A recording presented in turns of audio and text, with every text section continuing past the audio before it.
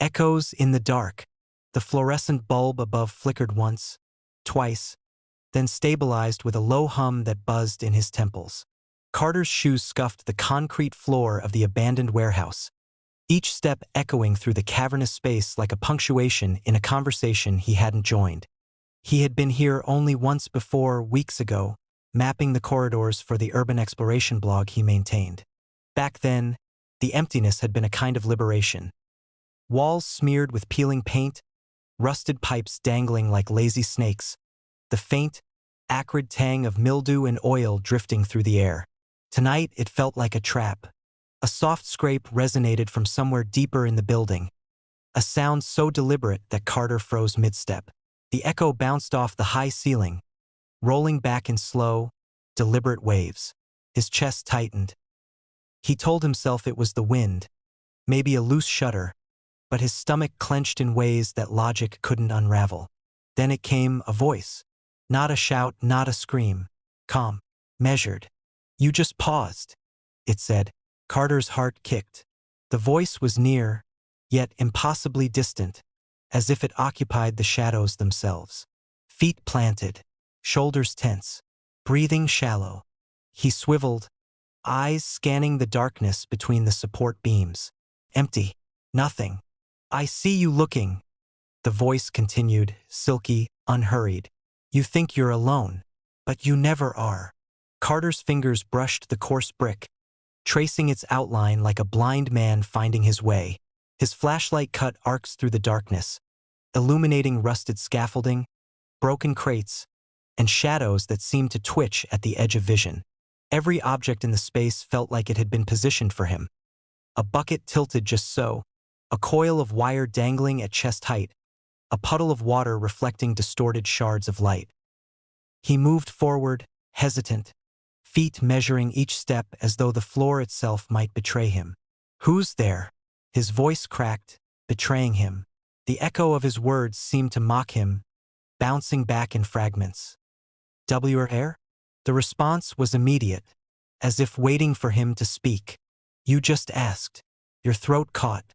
You're tense. Good. That's how I like it." Carter's hands shook as he gripped the flashlight tighter, the light wobbling across the walls and revealing nothing but decay.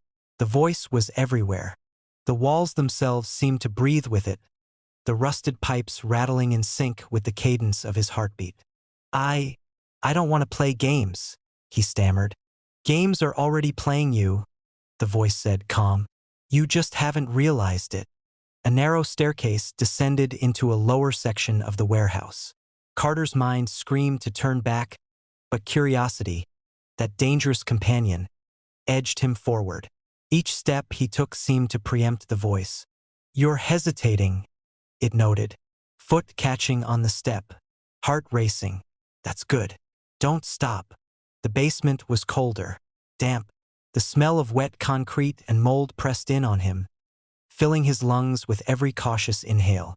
Shadows pooled in the corners, as though the darkness itself had density, a slow thickened ink that resisted the beam of his flashlight. He could hear it, a low, resonant drip somewhere in the distance. Each droplet echoed like a clock, marking the progression of time he didn't want to acknowledge. "You see the puddle?" The voice murmured, softer now, almost a whisper. "Your reflection looks tired. Old. Not like you, but close. So close." Carter knelt reflexively, shining the flashlight into the murky water. The reflection was his own, but off. Something subtle. The eyes were slightly wider, more alert, the mouth drawn in a line that was almost a smirk. He blinked. The face in the puddle didn't. He jumped back, breath catching, flashlight trembling. The voice chuckled, though it was more a vibration than a sound, like the low hum of a tuning fork resonating through his bones. "You saw it," it said, "but you didn't move fast enough. Don't worry, I'm patient." Carter's every instinct screamed at him to flee, but his body was slow, unresponsive. The air seemed to press against him, heavier than air should be, weighted with something unseen yet intimately aware of every motion. His ears picked up the faintest of shifts, a floorboard creaking precisely where he would step next, the soft slide of something following just out of view. He crawled toward the far corner, aiming the flashlight at a stack of wooden pallets. There, the light landed on a smear of something darker than shadow, sticky and glistening. His stomach turned, but he forced himself to look. Nothing. Only the warped shadows, as if the darkness had absorbed whatever had been there. "You think it's empty," the voice said, "but emptiness has a shape, and I know its curves." A sudden scrape rang out behind him. He spun. Nothing. Yet the voice knew, always knew. "You'll turn," it said, "because that's what you do." Carter's mind was fraying. The warehouse no longer seemed just abandoned. It was alive, and the life within it was tailored to him. Observing, predicting, nudging. His flashlight flickered again. The beam fell on a hanging chain, swinging gently despite no breeze. Then, abruptly, it stopped. Carter froze. The silence was not absence. It was waiting. "You're breathing fast," the voice murmured. "Good. Fear is delicious when it's patient." Carter tried to respond, tried to scream, but the words caught in his throat. His hands pressed against his ears, but the voice slipped between them, intimate and unreachable. The walls seemed to lean in. Every sound, his own heartbeat, the distant drip, the faint scuff of shoe against concrete, was amplified, dissected, catalogued. Then a new sound, a soft shuffle, like fabric brushing against concrete. Carter whipped around. Shadows melted. Nothing. And yet, the voice continued, now directly in his ear, though no one was near. "You're not alone. Never have been. Never will be." Carter ran, blindly, without thought, down the corridor, flashlight bouncing across walls slick with condensation.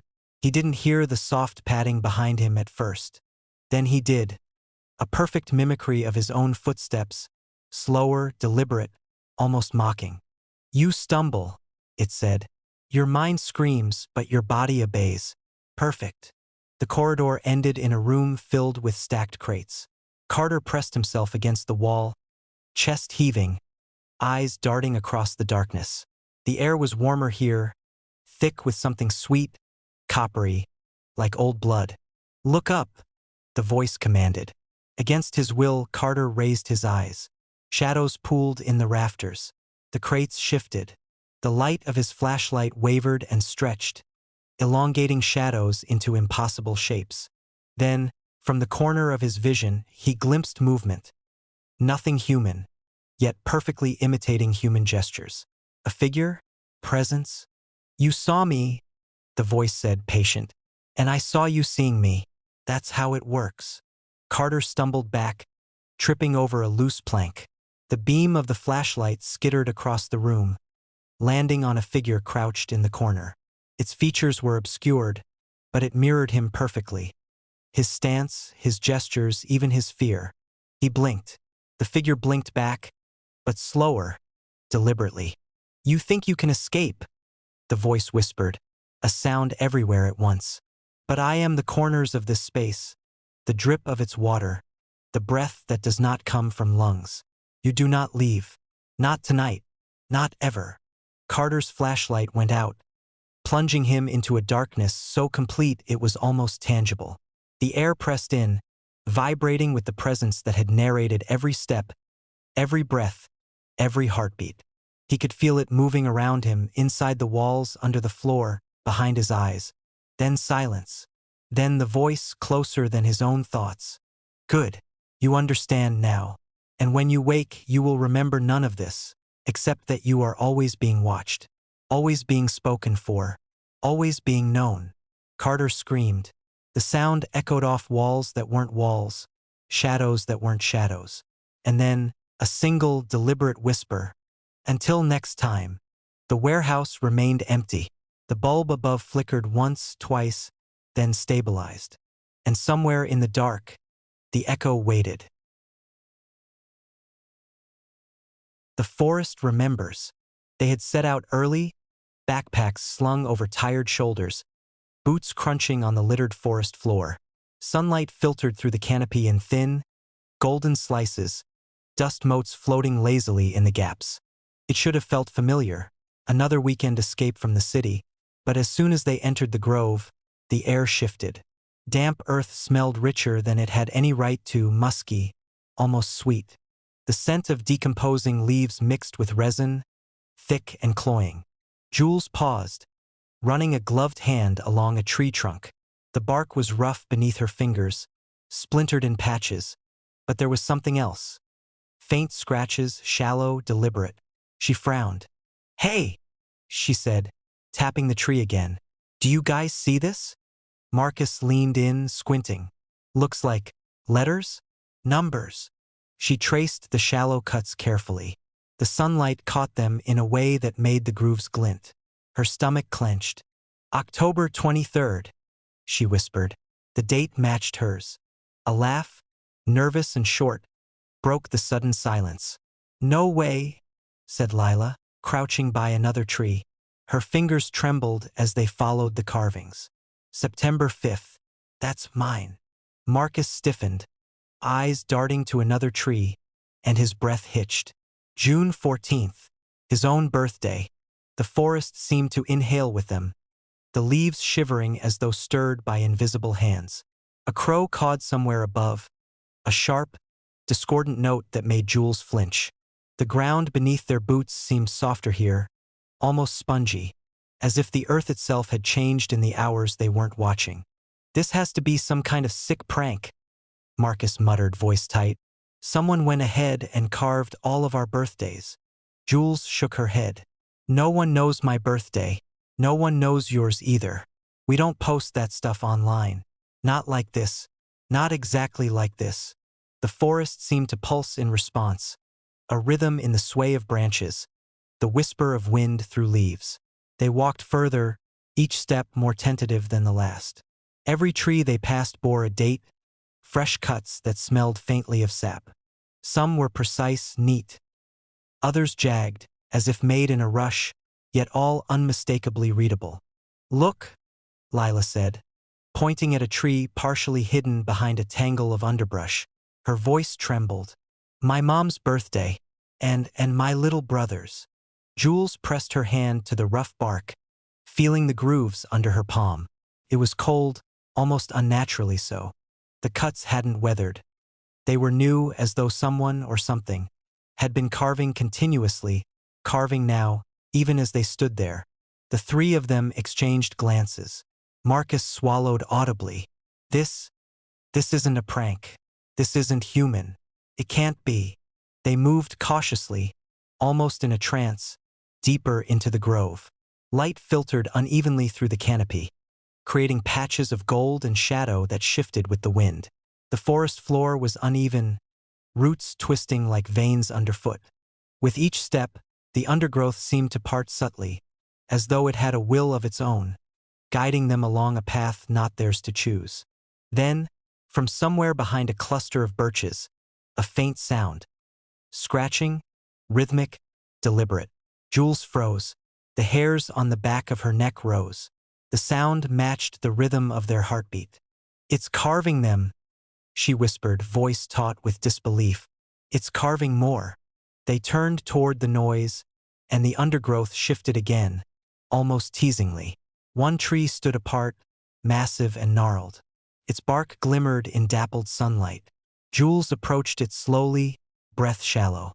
And there, sprawled across the trunk like a map of memory, were dates, dozens, hundreds of them. And at the bottom, a single name she recognized instantly. Her own.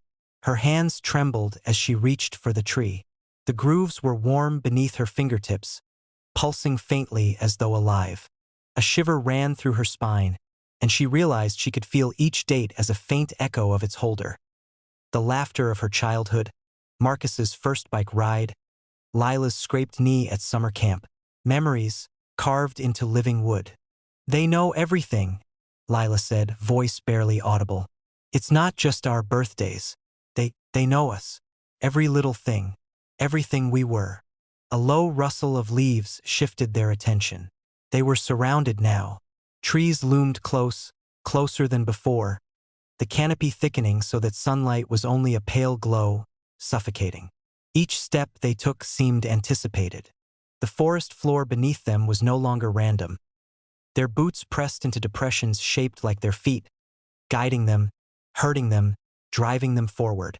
"Don't go further," Marcus said, backing up. "We shouldn't." But it was too late. The forest moved with intent. Twigs snapped underfoot where they hadn't stepped. Branches bent toward them, brushing shoulders and faces, coaxing, urging.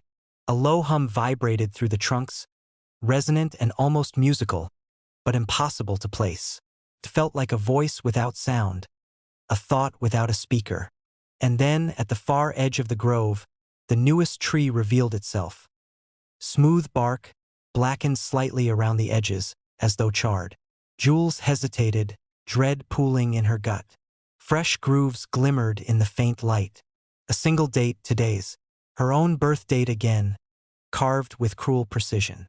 Below it, a name that wasn't hers, but one she would know soon enough. "They're choosing now," she whispered. Lila sobbed quietly, shaking her head. "It's not random. They know the order. They know who comes next." Marcus stared at the tree in silence. The forest responded to his gaze, branches rustling in a near-synchronous rhythm, the shadows pulsing, guiding their eyes downward. There, at the base of the tree, a shallow indentation pressed into the soil. Footprints. Tiny. Human? Not human. He couldn't tell. But they weren't theirs. Not yet. Jules reached out instinctively. The bark shifted under her palm, warm and breathing, as though the tree itself were alive and aware of her touch. A soft vibration thrummed through the trunk, like a heartbeat. And then, a whisper, barely audible. "Next." The three of them stumbled back. Leaves shivered and danced in the half-light, forming shapes just at the edge of vision. Vague silhouettes, figures hunched and still, watching. Every tree they had passed seemed to lean toward them, following their movements with deliberate, sentient attention. The grove was no longer empty. It was waiting. "We need to leave," Marcus said, voice urgent. But the forest guided their feet unwillingly. Every path they tried to retrace bent back toward the central clearing. Branches snagged at clothes, roots rose like traps, and somewhere, a distant crackling sound, like knives against bark, echoed the rhythm of their pulses. Jules's breath caught. Ahead, the same massive gnarled tree loomed again. Only this time, the carvings were different. Dozens of new dates, each one impossibly familiar. Birthdays they didn't know yet, milestones that hadn't happened. And in the center, carved deep, a single word. "Remember."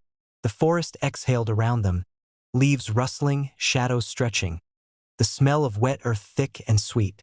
The grove had marked them, named them, and now it waited for them to become its next memory. Jules felt the bark pulse under her fingertips again, and she realized, with an icy certainty, that it was alive. Not just in life, but in knowledge. The forest remembered, and one day it would come to claim them. They ran, but the grove did not release them. Every step forward echoed with anticipation. Every rustle of leaves a reminder that the carvings would continue, that the forest had known them long before they arrived and would know them long after they left or disappeared. Somewhere, deep in the twisted heart of the grove, a new tree began to form, its bark smooth and unbroken. And for the first time, a date appeared on its surface. Today.